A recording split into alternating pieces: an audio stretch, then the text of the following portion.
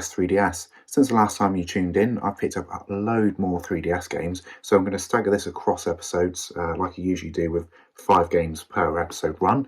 And I suppose without further ado, better get started with what we've got this time around. So the first one's quite a cheap one, and it's Cartoon Network Battle Crashers. Now, it's not to be confused with the other Cartoon Network game, which came out, I think, quite early on in the 3DS's life, because it got a Wii release as well. So I want to say 2011, 2012, maybe at a push. But this one here came out in 2016, so very, very late. And it looks to be more sort of a platforming type game rather than the previous game was kind of like a Smash Brothers type clone. But yeah, this one here is sort of 2D platforming fare, interdimensional adventures, choose your favourite Cartoon Network character, and crazy, wacky and funny weapons. I don't recognise any of those characters from Cartoon Network, to be honest. Back in my day, because I'm quite old, it would have been like Dexter's Laboratory and Johnny Bravo and Cow and Chicken, all them lot, but they don't seem to be on the back here.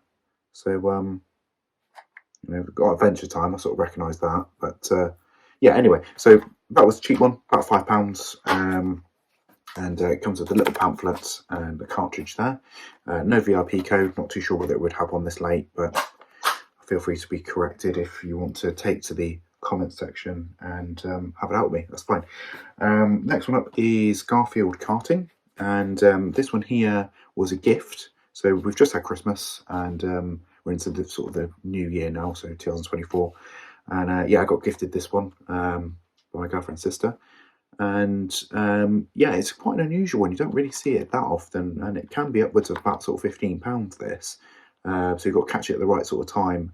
Doesn't really come up on eBay that much, but CEX often have copies of it in, so you can get it. It's not unobtainable. This copy here has the little pamphlet in there, as well as a little Nintendo 3DS precautions booklet and all-important cartridge.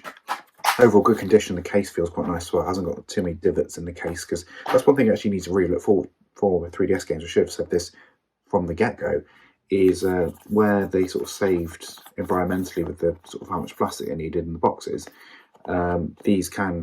The artwork can push into those and basically scabbers you, so just be careful. Next one up is Dragon Quest 7, and I thought I actually already had a copy of this, but it was 8 I had, so I need to get my Roman numerals in check. But yeah, it's Fragments of the Forgotten Past, and this was the last Dragon Quest game that Square released on the 3DS in 2016. So you see it's sealed, gift from my girlfriend. So thank you very much for that. I'm never going to play it because RPGs I just don't have time to play now. To be fair, I never had time to play them, so don't know what I'm saying now for, because I never did. But yeah, it's one of those, it needs added into the collection. The RPG is the obvious way you want to go with 3DS because it excels in that particular genre. So those are the ones really want to get out of the way as quick as possible, because they're the ones that are probably going to rocket up in money if they don't get remastered in the meantime. Next one up is Hello Kitty and Friends Rock and World Tour. This one here was £7.50 off eBay, and again it's sealed. I'm not intentionally going after sealed games, it's just this one was so damn cheap that there was no difference in price between getting a sealed copy versus getting an unsealed. You know, if it was a couple of quid difference, I would have gone with an unsealed one, because there's probably people out there that will collect sealed 3DS games in years to come, and I've just neglected someone of having a sealed one because I don't care. No, I don't care that you collect them. I don't care if I have sealed or unsealed. Just get that right. But yeah, anyway, so this one here is a series of Hello Kitty games that are on the 3DS. There's maybe 4 or 5 of them, so it is easy to trip up with what you have and what you don't have. So get that list ready and check off the ones that you need and the ones that you've got. The last one for this episode is the Disney Art Academy, a series of Art Academy games on the 3DS. I think the only one that I need now is perhaps the Pokemon one, which seems to be quite expensive actually. I think that's upwards of like 15 odd quid, which I just don't want to pay that. But inevitably I've got to get the full set, haven't I? So jokes on me. But yeah, this one here, again, sealed. This came sort of as graded stock that, because the seal was damaged, it was cheaper, and I think it was £10 or under. Got a Nintendo seal on it, so it was published by Nintendo themselves.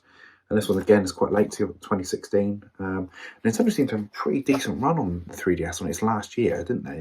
2016, because the Switch was out in 2017. But I suppose when you look at it, that the 3DS games and support was actually there till 2019. So, you in actual fact, the console has gone on far longer than even really we remember.